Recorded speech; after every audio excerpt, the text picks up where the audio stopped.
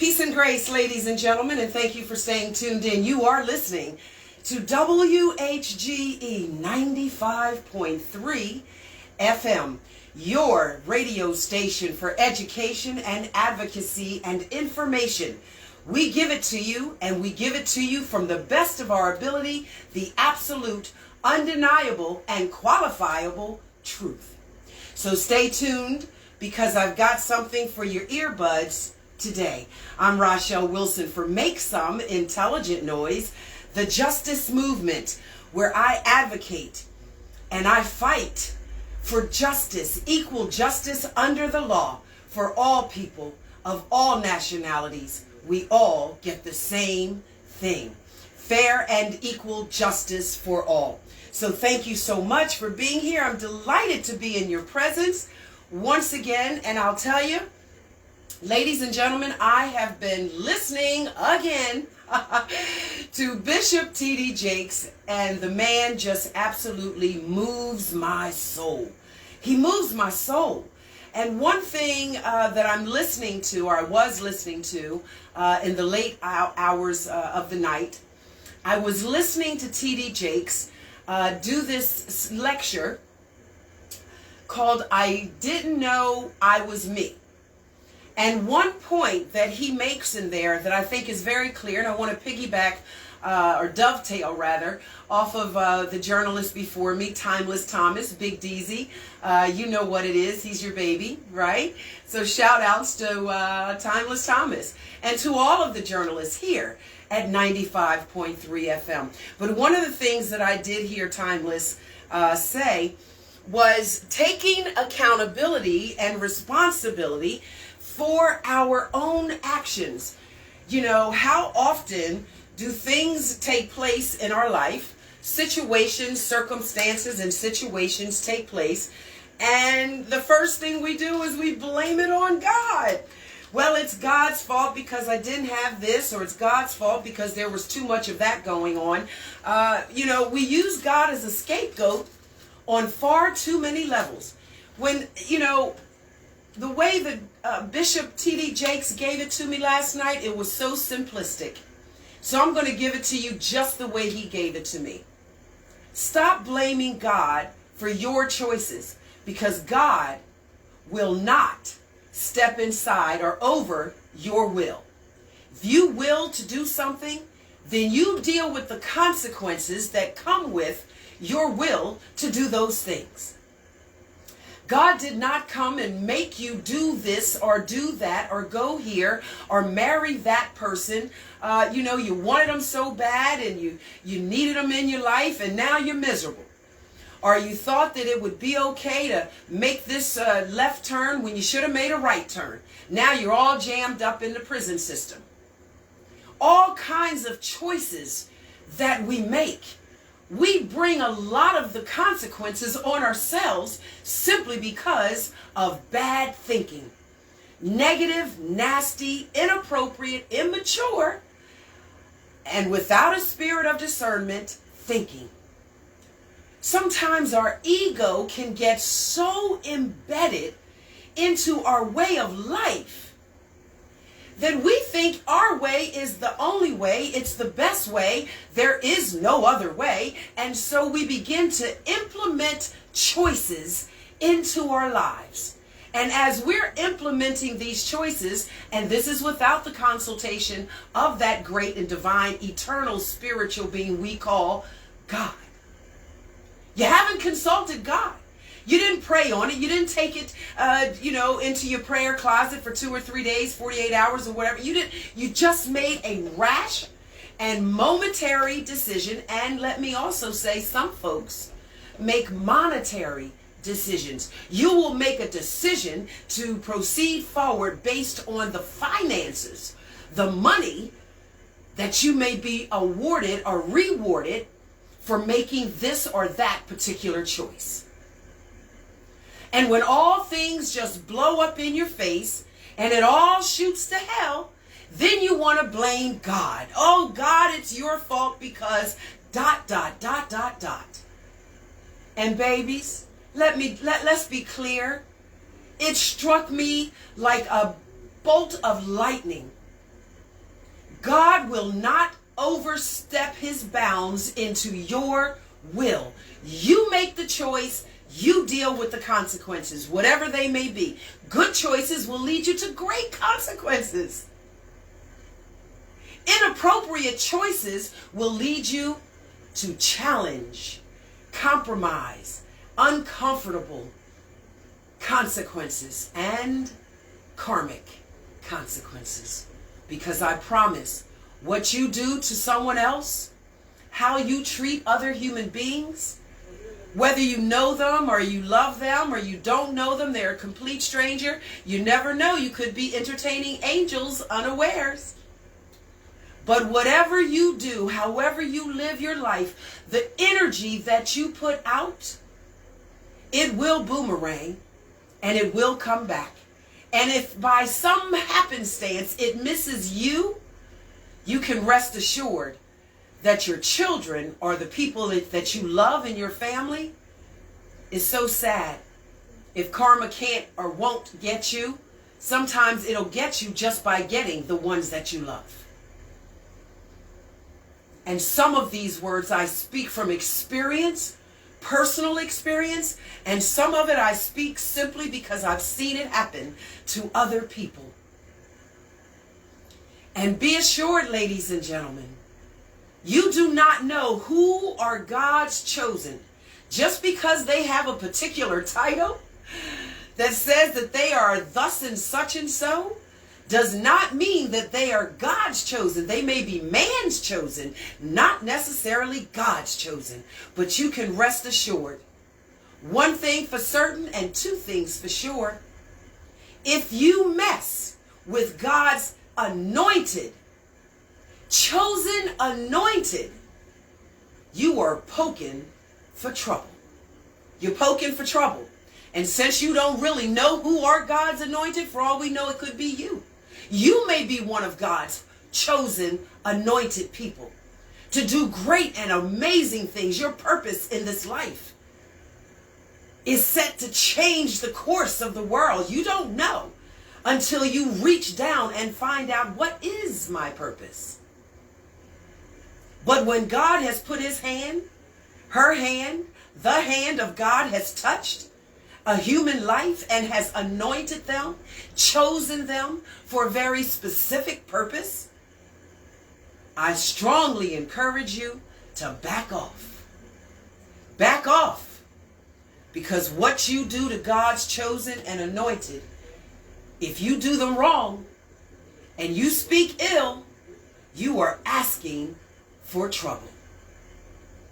I'm Rachelle Wilson. Make some intelligent noise. I just had to share that with you. I am listening to Bishop T.D. Jakes more and more regularly. Again, it's not about this whole religious thing, the religion, the reliance, the religion.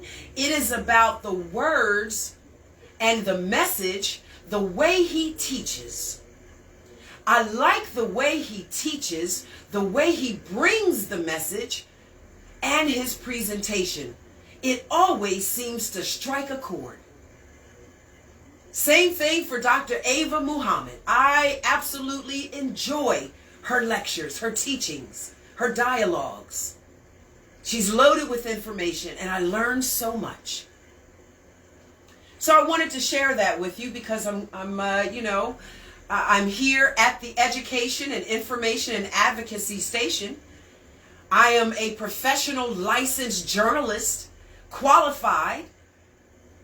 And so what else can I do but bring you the truth of journalism and what's going on? And I'm going to share my thoughts and viewpoints and educate you, inform you, and inspire you, motivate you to change your stinking thinking and come on with the positive. Think positive about your own life. Think positive about the world that you live in and the community that is around you. Be a part of the community. Be a part of the change. The things that you want to see, it starts small. I look at my dear, dear sister friend, April, and Angel Taylor.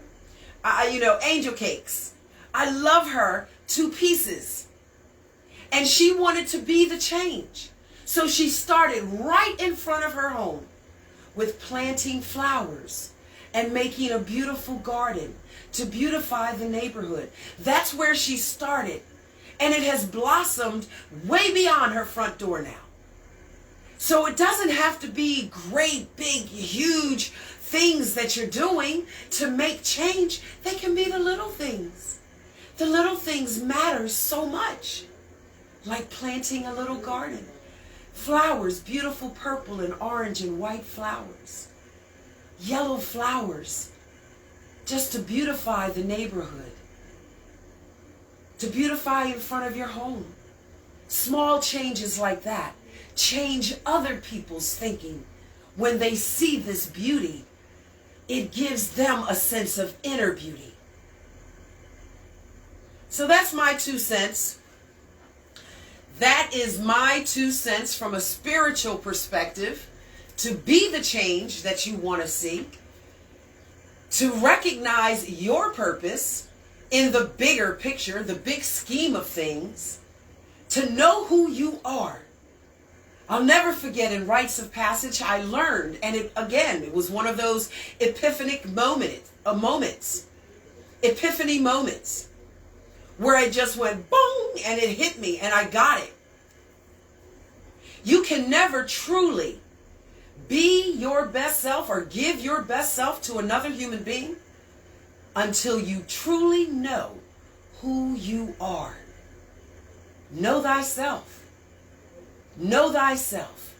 It is the greatest gift that you will ever give yourself or another human being, is to know who you are. What do you like, what you don't like? How far will you go before you snap, crackle, and pop? What can you tolerate and what can't you tolerate? How far will you go to compromise in order to achieve the goal? Sometimes, ladies and gentlemen, sometimes, and actually it's more oftentimes, that the divine eternal God, by all the names that we call this God, it is eternal. It existed before time. This eternal God created time. So it is not a slave to time. It has time. It is time. It is what it was before. It is the same now, and it will be the same tomorrow. And that divine, almighty, spiritual, eternal God has all control and authority, but will not overstep into your choices, your freedom of will to choose. So choose wisely. Your next step could be the difference between life and death. Choose wisely, ladies and gentlemen. Choose wisely. Because they're your decisions. And God will allow you to make them and allow you to deal with the consequences of them. Don't blame God when all hell breaks loose in your life because of your decisions. Take a look in the mirror, and that is the person that you need to have a dialogue with. I'm Rachelle Wilson for Make Some Intelligent Noise, bringing you the truth as I understand it and comprehend it to be. These are my thoughts. Disclaimer, WHGE 95.3 does not necessarily agree, nor does it necessarily disagree with my intellectual and proprietary property. My thoughts, my words, and my deeds, they belong to Rachelle Wilson, and I represent them. And thank you for being with me. I'm so happy to be in your presence. This is Juneteenth weekend. It is also Father's Day weekend. And in so many cases, many of our religious reliances, my beautiful Christian brothers and sisters, I adore you, I admire you, and I respect you. Those of you who are true and dedicated, and you about it, I respect you. Just as I respect my Muslim brothers and sisters who are about it. See, don't straddle the fence with that half real, half fake crap. Bullshinaki. Keep it 100. Whatever it is that you're going to be that. And be the best that you can be. Christian, Muslim, Buddhist, Yahweh, 5%ers, whatever you want to be. I'm okay with it, baby. Don't knock me for doing my thing, but be authentically your thing. Be you. I love it. I love it. But as I was saying, many of my Christian brothers and sisters call that divine spiritual God, they call it the Father. In the Bible, we know that Adonai, Yeshua, Jesus, Yeshua, called him Father. And I think it's appropriate to say that if you men out there are walking in the light of that Father, and you have birthed children, you have given life to a child, then I say Happy Father's Day. I respect you and I commend you. If you are a father following in the footsteps to the best of your human capabilities, to be the Father that we know is the divine, supreme, ultimate Father, the one in the Bible, that Father, even if you're not a Christian, but you know that that Father was awesome. You heard about the Father of the Bible. He was awesome. He is awesome. If you're walking in those footsteps to be the best dad that you can be, you love your children, no matter where you are, I say bravo. Bravo, dads. And happy, joyful, peaceful, beautiful, and prosperous Father's Day to you. I know that there are men I could call by name, but I would use up my entire show. This entire broadcast hour would be dedicated to calling out the names of the men that I have been fortunate enough to meet in my journey of traveling in my life, who were dedicated, genuine, loving, willing to make that sacrifice, whatever it was, for the sake of their children. I know men who are like that. I know fathers who are like that.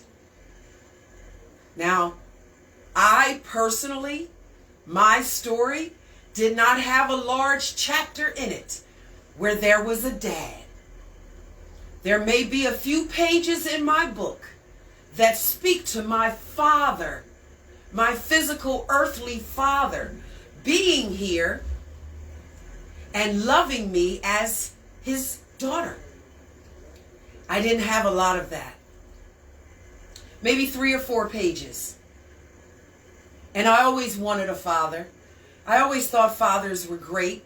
I saw my friends have fathers, and their fathers were super cool, and I liked them, and I wanted one. But my birth father was just not ready. He wasn't ready. My father is Sicilian, and in the 60s, it just wasn't the in thing to do in the early part of the 60s. 60, 61, 62, 63.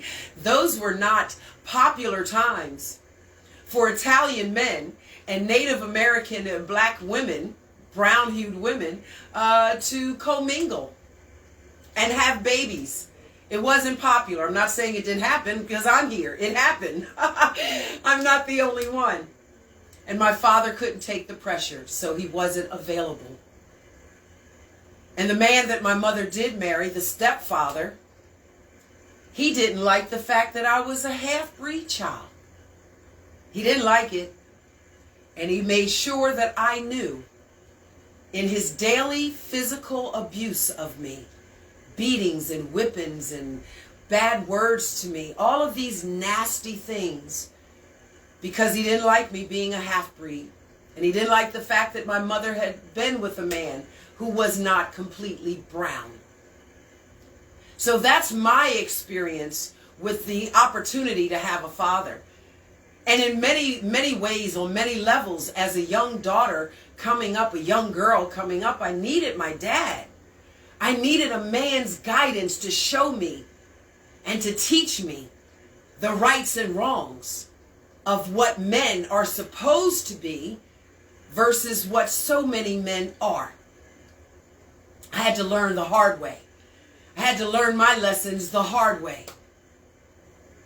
But I know fathers who sacrificed, bent over backwards, broke their own back and kissed their own behind for the sake of their children. And I want to give a special shout out to my son. Shout outs to Justin, a father who has made numerous sacrifices. A part of the reason he's incarcerated is because of his actions in order to do what he had to do for his children as a father. Now, he didn't make the right choice, and he certainly should have called on family.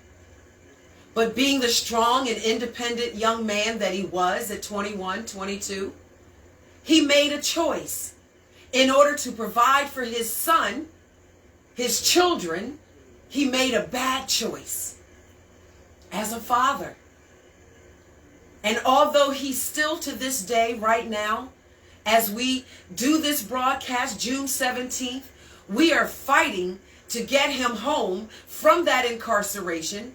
But even incarcerated, shout outs to Justin Wilson and all of the fathers that are incarcerated who love their children and do the best they can to take care of them, love them, communicate with them from behind the walls.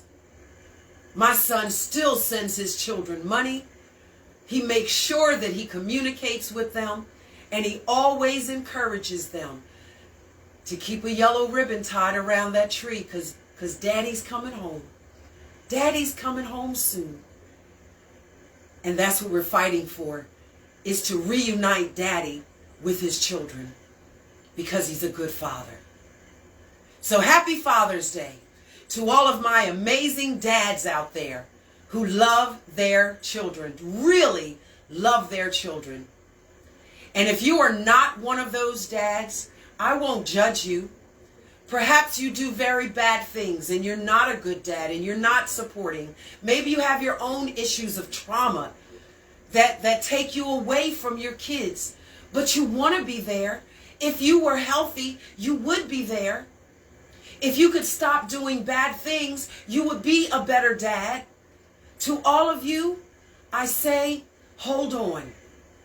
Look for the light. Find that light, even inside of you first. Find the light. Seek help. And be the great dad that I know is in you to be. Take care of your children. Do not hurt them. Do not touch them inappropriately. Do not call them dirty, nasty names. And mom, stop telling your kids you just like your daddy. Please stop saying that. That is so demeaning. And unless you're a Barack Obama and we don't even know what he did behind closed curtains. Stop telling your kids you just like your daddy. That's negative. Negative energy. Very negative energy. Stop it, mom. Stop it, moms. Stop that. But to all the dads that want to be good dads, you're just not able to be the best you that you should be. Hold on. There is a light at the end of the tunnel. You can be that great dad. Get the help that you need. And if there's anyone out there who is struggling with addiction, you're on the border, you want to stop. You want to put these addictions away, whatever the addiction is. It's not always drugs and cigarettes and drinking and alcohol. Those are the most commonplace. But there's other addictions. We can be addicted to another person we think we love. Or we think they love us, but they're whooping our tails every day, beating up on us and calling us dirty names. But we're addicted to them. If you want help, if you seriously, you're ready to at least try to get help, we here on the East Side Pride, every Tuesday night at 6:30, come on through. Come on through. o'clock. Be there at 6 o'clock. 6 o'clock p.m. at Central Baptist Church, 9th and Pine Street. In collaboration, Eastside Pride and WHGE 95.3, we want to help the community to heal. If you need help with an addiction, just try. Just come on out. Every Tuesday, we're going to be there with open and welcome arms for you, to help you. And I've been there, so I know the atmosphere is very warm and welcoming and inviting. You are safe. It is a safe space. Eastside Pride and WHGE. We want to help you to heal. Starting here on historic Eastside. I'm Rachelle Wilson, and you are listening to Make Some Intelligent Noise. Today, June, is it the 17th or 18th? It's the 18th, June 18th. June 18th, 2022. And tomorrow we will celebrate Juneteenth. Now, the irony of that, is that little question mark. How can they allegedly set us physically free in 1863, but Texas doesn't get that memo? It doesn't get the memo until 65. 2 years of extra free slavery. I feel some kind of way about that.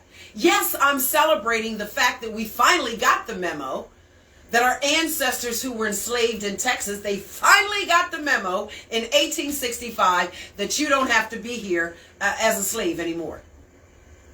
Juneteenth, it was a glorious day. It was a glorious day to get the memo, to be notified that we're no longer slaves. But how about the fact, if you notify me in 1865 that I no longer have to be a slave, but I realized that it was 2 years ago, 2 years have passed, that I've been here, that I didn't have to be here. You got free slavery out of me. I'm feeling some kind of way. Yeah, I would have been one of them hardhead. I would have been one of them. The hardhead N-word. I would have been one of them. I know Toby or somebody, they would have cut my foot off. How many people watched that movie Roots? He kept running and running and running until they cut his foot off to make him stop running. And he still tried to run. That's the kind of person I would. That's the slave Rachelle Wilson would have been. But in truth and all truth, I think I liken myself. I certainly want to be. I desire to be more associated with the slavery. If I have to be a slave, liken me to Araminta Ross. Many of you know her as Harriet Tubman. We know her as Minty. Araminta Ross. Yes, she kept going back and freeing the slaves. And she told them to get on this train, and once you get on, you're not getting off. I'll shoot you dead before I let you go back. Because you put all of us in jeopardy with your fear to keep going forward. Now you're scared and you can and you think, and so you want to go back to being a slave? I'll shoot you dead first. That was Harriet Tubman, Araminta Ross. So liken me much to her. I'm going to educate your mind, and I'm going to free you.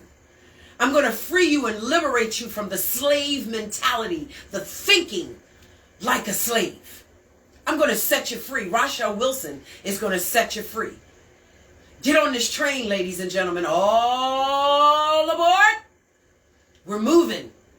We're moving to freedom, the freedom of our minds and our spirit and our soul. Free your mind and your ass will follow. Free your mind. Free your mind. And that's what Rachelle Wilson is here to do. By providing you with the information that makes you think differently. Come up out of that negative, stinking thinking. And see the truth for what it is. Stop hiding behind the curtains in a lie, a web of deceptions. Many of them you have woven for yourself.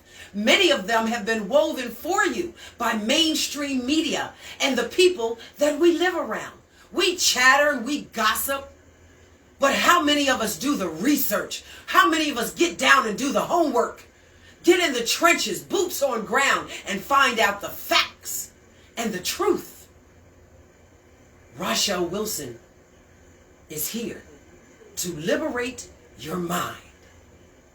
Because I do my homework. I do my research. I'm not perfect. And you're always welcome to qualify me. If I make an error in my broadcast, bring it to my attention. I will correct myself. But I bring you the truth as I comprehend it to free your mind from the matrix, the deceptions, the lies that have been woven to make us think that things are one way, when in actuality they're a completely different way. Araminta Ross, Harriet Tubman. Get on the train, ladies and gentlemen. All aboard. The train is leaving the station. I'm Rachelle Wilson. And speaking of trains leaving stations and being in a place of leadership, and speaking of Juneteenth, that we finally got the memo in 1865, 2 years later, but we got it. And we were physically released from our bonds.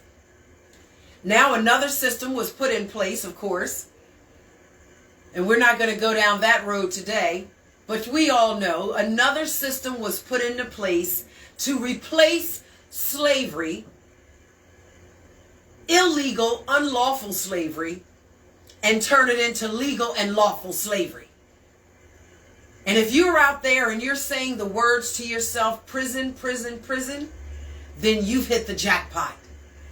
Prison, incarceration, massive incarceration of the brown-hued man was the replacement for the physical cotton-picking, tobacco-picking slavery that we knew prior to 1865 and 1863. They replaced that slavery with prison. The prison industrial complex. Prison for profit. And we'll go down that road on another day. I want to try to keep it friendly. But I just get so fired up, ladies and gentlemen, when I look at what they did and where we are today, still trying to peel back the layers and unweave the woven lies of deceptions. That prison was created to put bad people away. If you were a bad person and you did bad things, then you needed the timeout chair. And so we'll put you over here in this place because you're crazy and you're bad, and we're going to put you over here. And 13th, 14th, and 15th Amendment said it was legal. Slavery is legal if you commit a crime. And we're talking Constitution. Constitution of the United States. I always want you to know the difference in that one little word, of. Constitution of the United States versus the United States Constitution. Two different documents. The Magna Carta of 1215, one of the most powerful parliamentary documents ever written to mankind.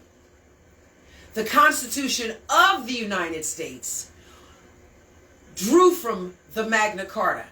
It is a portion, was a derivative from the Magna Carta of 1215. Parliamentary law. Parliamentary law. And remember, parliamentary law was British law. The British law and the laws of the ocean, the seas, the high seas, we knew it as admiralty law. That's why when we walk into a courthouse, into the room in the court, we can call it a court room, but then we're changing the original language. Now, we all know it as a courtroom, but in technicality and actuality, the proper language is a room of court. And when you walk into the rooms of court, according to parliamentary laws, you step up on the dock. You step up on the dock, ladies and gentlemen, that little teeny podium, that little small little box that you sit on or stand on, and the judge is in front of you, or at that time was the magistrate. The magistrate was in front of you, and you stood on the box, which was the dock. They called it the dock in admiralty law because you were cargo being unloaded from the seas. The boats, the ships would pull up to the dock, right? You pull up to the dock, you put the rope around the little thingy, piece of wood that holds the boat there, and you put the plank down and you walk down onto the shores. You docked the boat. Then you unloaded the cargo.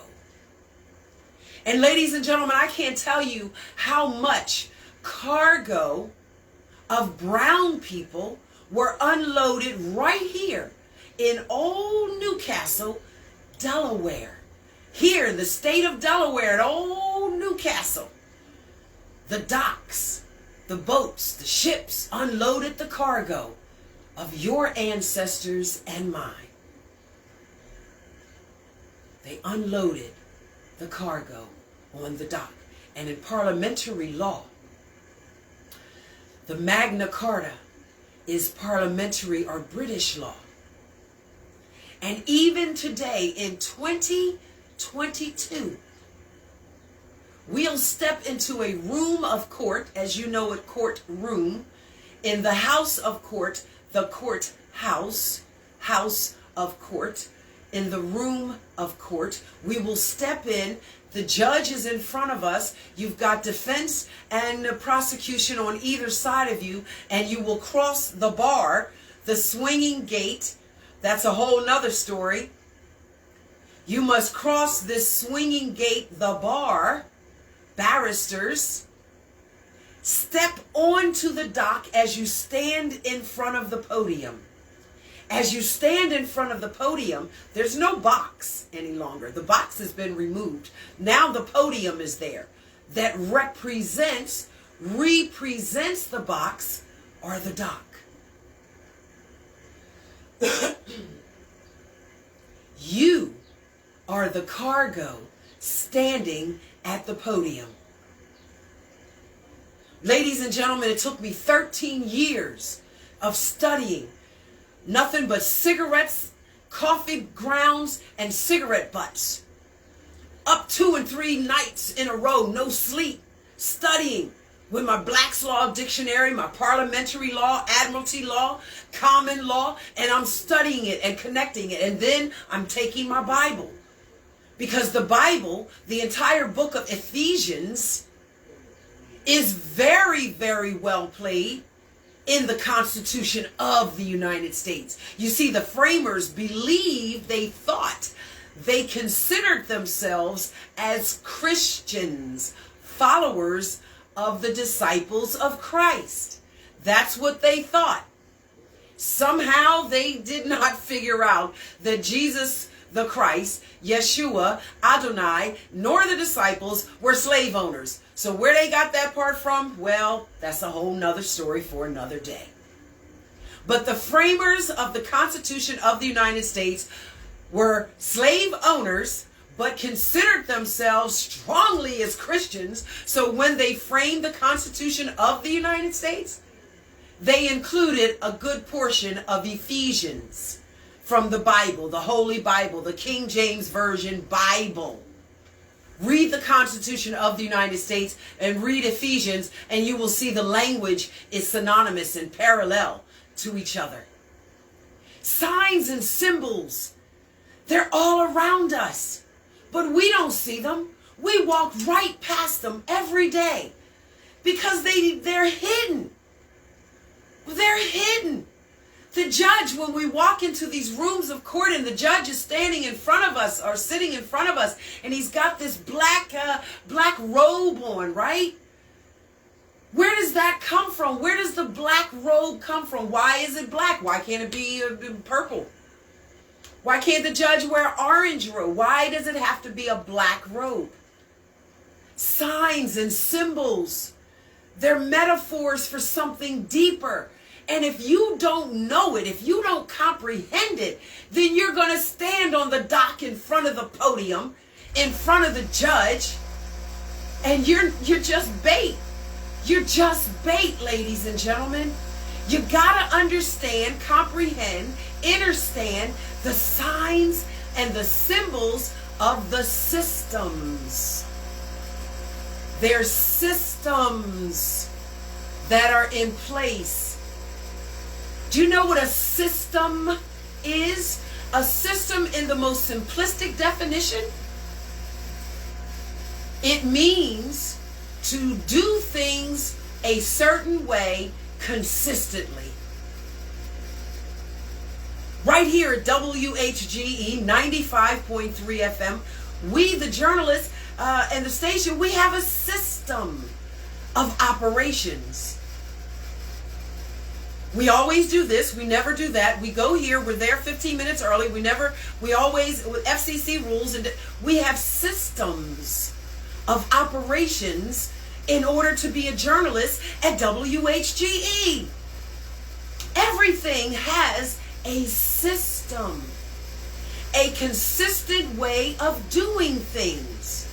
Now, systems can change and they can be altered. New systems can be implemented, rehearsed, practiced, and they become habits until it becomes the new system.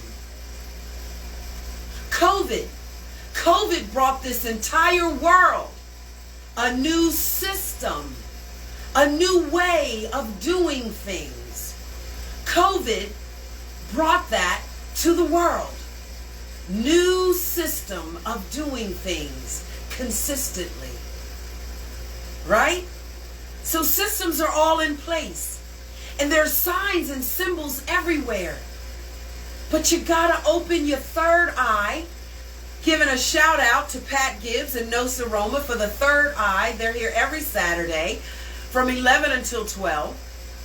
Pat Gibbs is the optometrist who will open your third eye. You gotta open your third eye in order to recognize the signs and symbols of the systems. It's real, ladies and gentlemen. It's real. So yes, as much as I celebrate and commemorate Juneteenth and all of the amazing things that it stands for amongst our people, fist up, Ungawa. I'm giving big Ungawa shouts out. Black power, baby. I still can't take my eye off the ball. I celebrate that we were released in 1865. But I know that there was a system in place that kept us slaves for 2 additional years. And then another system was put in place to continue to perpetuate the xenophobic laws that kept us as slaves. And it's called the prison system. Prison for profit. It's not just about retaliation, where we put all the bad guys behind the bars. Because nowadays, the judge's discretion, a judge determines who's the bad guy and who's not. Because some folks get to walk away with an ankle bracelet on probation, and other people get sentenced to 35, 25, and 40 years of incarceration. It's a system. And make some intelligent noise. The justice movement is here to shatter the systems because I'm liberating your mind. So stay with me, ladies and gentlemen. I'm right here for you every Saturday at 1 o'clock p.m. From 1 until 2, I am the liberator for your mind. And if you free your mind, you know the rest will follow. Every Wednesday from 4 until 5, you will find me here on the airwaves as a commander in the Air Force, talking politics with you.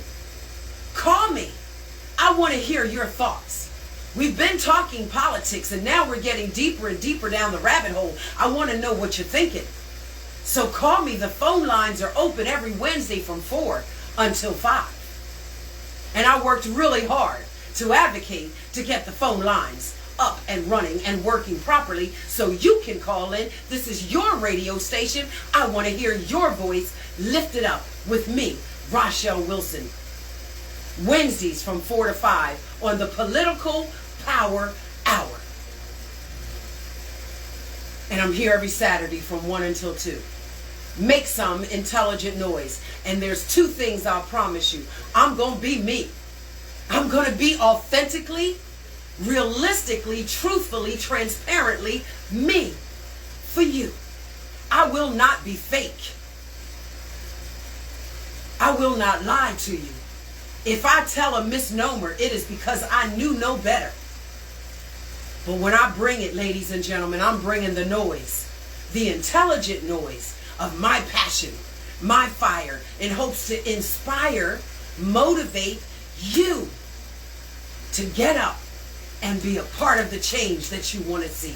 Even if it starts with just planting one seed in a garden, talking to one young person in the community, looking out for your elders and making sure that they're all right. Check in on them at least once a week.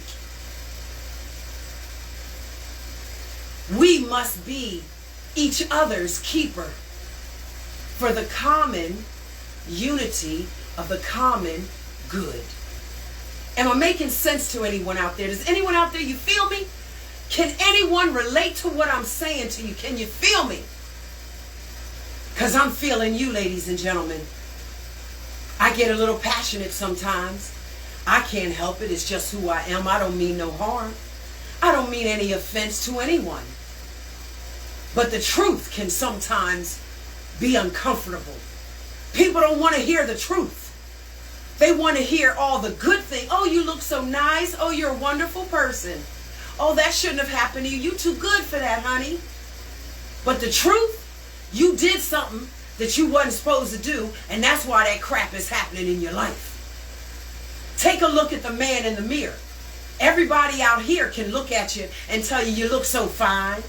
Oh, you so pretty. Oh, you so nice. Oh, you're such a good person. Well, maybe you are. Perhaps that is the unequivocal truth. But what if you're showing us out here one look, but when you get home, you've got a mask that you've got to remove, and the real you comes out. All your flaws and imperfections. That's the person that you have got to get to know. Know thyself first. Don't point your finger at me until you have first looked at the man and the woman in the mirror. You see, Rachelle Wilson does that. I look in the mirror and I have those tough conversations with myself, walking around in my hallway in my house, looking in the mirrors, asking myself, now Rachelle, why did you do that? Why didn't you call them? You know you got to call so-and-so or send that email, or you know you should have something. I talk to myself. Me, myself, and I have a whole conversation walking around my house. Me, myself, and I curse myself out sometimes because I know I was wrong. But I check myself so I don't wreck myself. If I have $2 or $3 and I'm able to give it, I will give it. If I'm able to help somebody, I don't know what their situation is. I don't know if they even deserve my help. And God will stop me at a certain point. If I'm helping people I shouldn't be helping, He'll do something or cause a situation to occur where I can't help them. And that has happened because it's God's will for something else to take place in those people's lives. So He won't let me help them. But the people that I'm allowed to help, I reach out and I do my best to help. Because that's the right thing to do. Sure, it brings good karma, but I don't do it for that reason. I do it because it's in my heart. And God has led me to do this right thing. And I'll also stand up and fight injustice. I have the courage and the confidence in myself that I am one of God's anointed, one of God's chosen for this job. I didn't choose this job. God chose to put me in this seat to advocate for justice, equal and fair justice for all of us. God told me, make some intelligent noise and be quiet and shut up and sit down for no one but God himself. I've lost people I thought were friends. I love them. God took them out of my life because they weren't supposed to be there. They would have been a distraction or a hindrance, like a weight, a rock on my back. And I wouldn't have been able to move as far as I have come and as far as I'm going. Because, ladies and gentlemen, you ain't heard the last of Rachelle Wilson and make some intelligent noise. This I assure you. I am growing bigger, greater, and better. And soon you will be able to find me on the public speaking platform. It's just a matter of time, ladies and gentlemen. It won't be long now.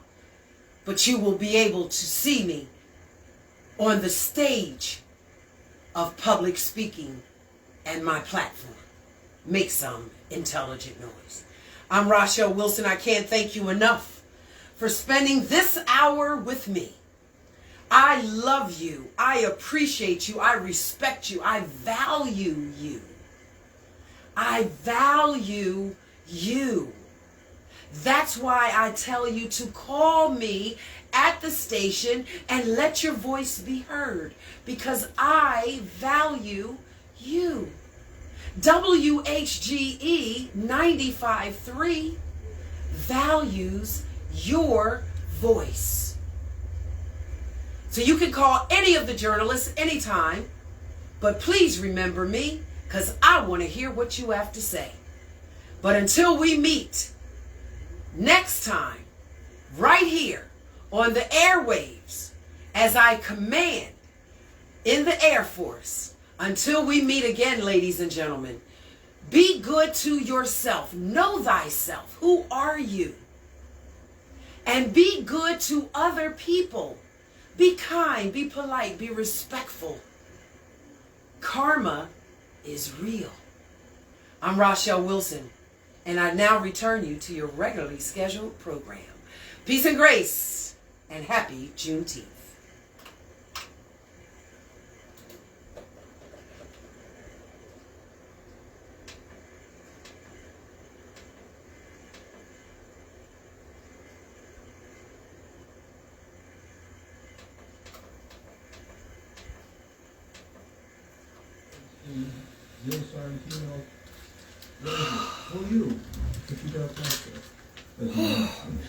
Happy Juneteenth to everyone out there, all of my friends and family on Facebook. Peace and grace. I do pray you're having a wonderful day and a great happy Father's Day to each and every one of you. Mwah, mwah, mwah. I love you, and I'll see you right here on Wednesday at 4 o'clock, okay? Wednesday, 4 o'clock for the Political Power Hour. Until then, enjoy. I'm headed over to the Jazz Fest. Tonight is the last night, and I really want to go and check it out. Talk to you soon. Peace and grace.